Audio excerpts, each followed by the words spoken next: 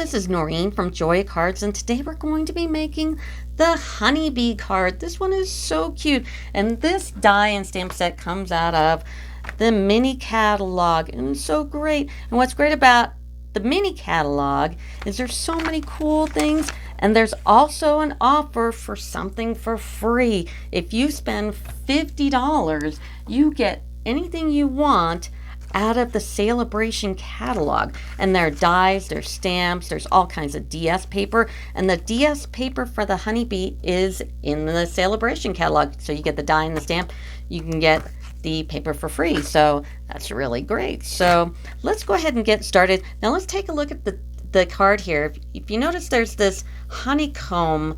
Looks like I took an embossing folder and did it, and I didn't.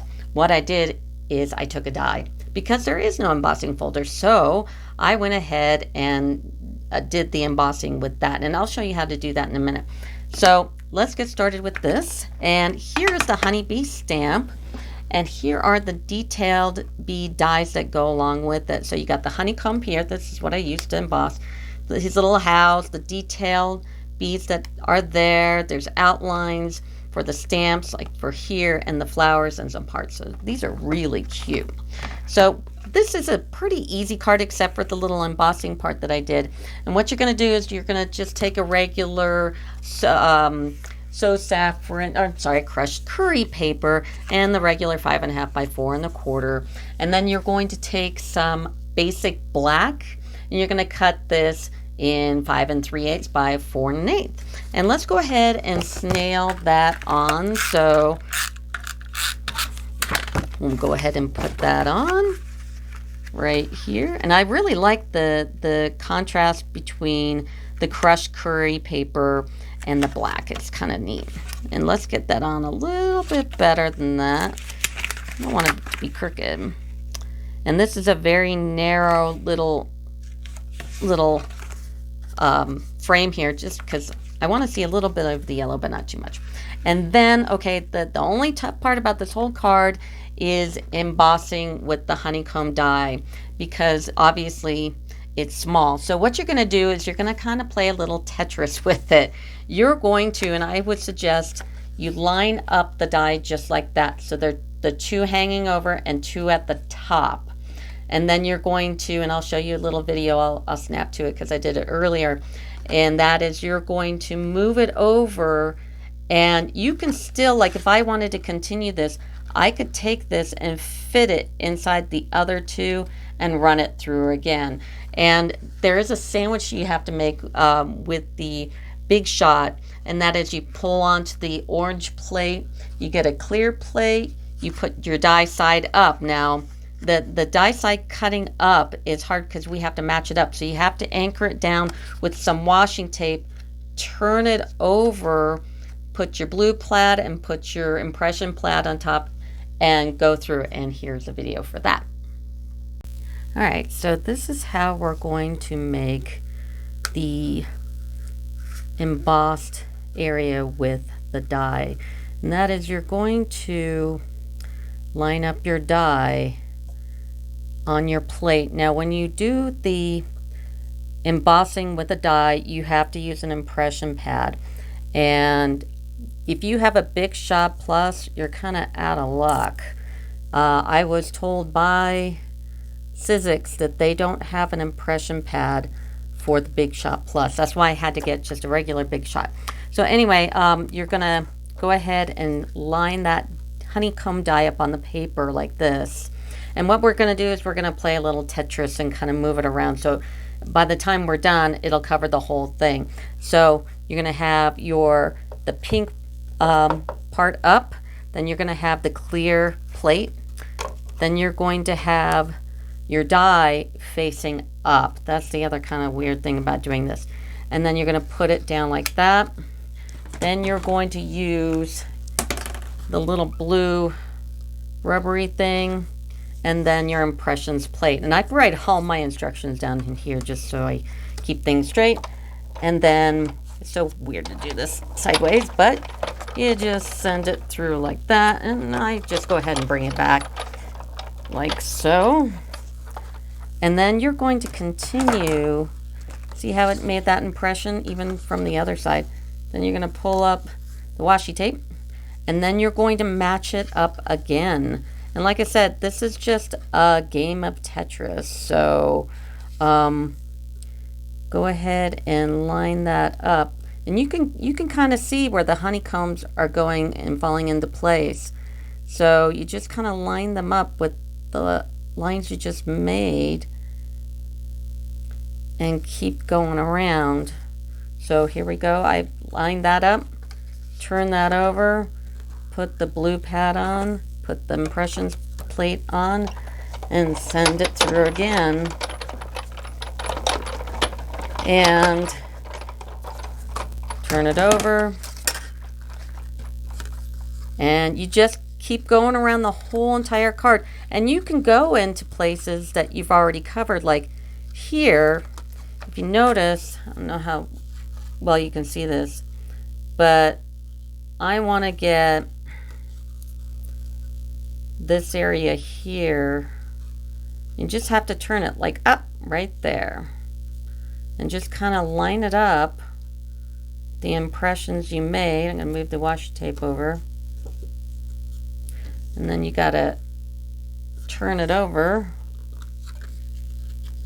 put it down, put the blue thing down, push the impressions plate down, and send it through again. And that's how you do it. It's a little time consuming, but it does a really cool thing on something that doesn't have an embossing folder on it. So you keep going around and play Tetris, and that's how you do that part. This is the result. So we went ahead and I played Tetris, and I embossed the die into the paper. So that was really cool. So we're going to go ahead and snail that up and put it on the card in a particular order. I think this way, just like so. And then the next thing we're going to do is we're going to make the little honeybee house here. So what I want to pull out is my Stamparatus, because we're going to have to stamp it and cut it out. So I'm going to go ahead, and I've already got it lined up here, is that we're going to use crushed curry again. So we got crushed curry and So Saffron, and crushed curry for the house and So Saffron. I kind of went back and forth with that. So I'm going to go ahead and grab my StazOn. I think it's just a little darker than the Memento. So I'm going to go ahead and ink that up. And this one, the other reason why I use the Stamparatus is that I did use a block at first, and I didn't, kind of didn't grab it as much as I thought it would. So this is why we use our Stamparatus, right? So I'm going to pull it over again, and I'll give it like one more shot here. Don't press down too hard. This is one of those orange stamps, so really doesn't need it. Plus you don't want to like make it look mushy. So we're going to take this off, put that to the side, and I'm going to get out my little sidekick because I want to show you what I'm going to do here next. So I'm going to go ahead and grab my plates and the die, and I'm going to line this up and make sure that it doesn't move. So you line that up, and I'm going to take a piece of washi tape, kind of anchor that down a bit, put the top plate on, and go ahead and send it through my little sidekick. I love the little sidekick. A lot of card dies are small, so this is perfect, and it doesn't take up too much of your desk.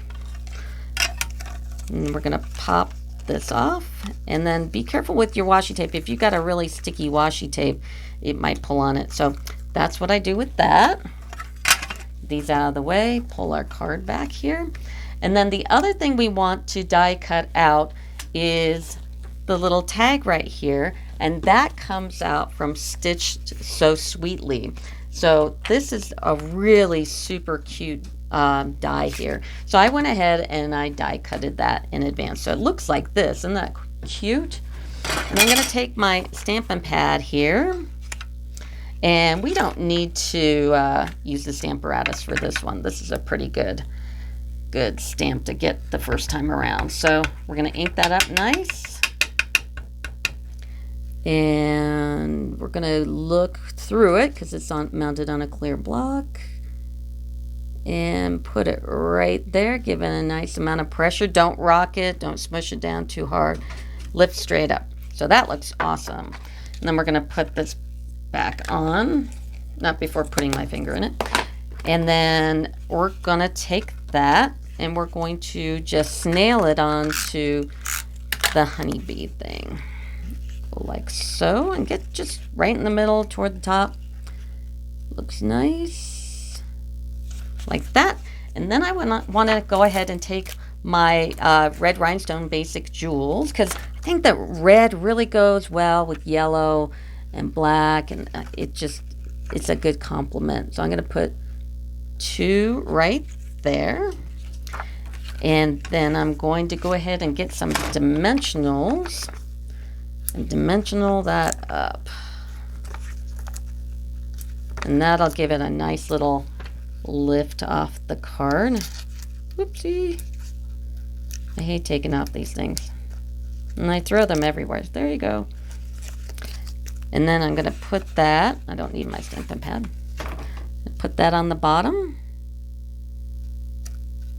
Ta-da! Awesome. Okay, now we're going to go for the bees. And the bees that made this is this cool little die. And this is great to just do on your little sidekick. And use your take your pick tool, because this brush is fantastic. And it's got a little pokey thing on the end. And also you take this off and there's a little pick up thing so you can pick up sequins. Now the brush does come separate, but that's okay. So I went ahead and I ran that through the die cutter. So I've got 3 bees. And then another die in this set are these tiny little hearts. So I went ahead and I cut out my tiny little hearts. And then we're going to go ahead and take our fine tip glue. This stuff is fantastic. I love it. I say it in every video that I do that I use the glue, that this is just really good stuff. I had some other stuff that has the pin in it as well, and the pin always, you know, gets stuck and the glue clogs all the time. And I've had this for a while and it hasn't budged, so it's fantastic. And then you can take your tweezers, bump, bump, bump, and I'm going to put one right here. Great. So here are all the bees. And now I want to go ahead and glue on the hearts. So I'm going to put the heart in my tweezers at first. If you got a little too much glue, just kind of wipe it off a bit. And I'll put one here and grab the other tiny little itty bitty heart and put the glue there, like so. And grab some more of those rhinestones and put that in the middle there and in the middle there. And that is the front of the card. Pretty easy, you know, except, you know, doing the Tetris thing.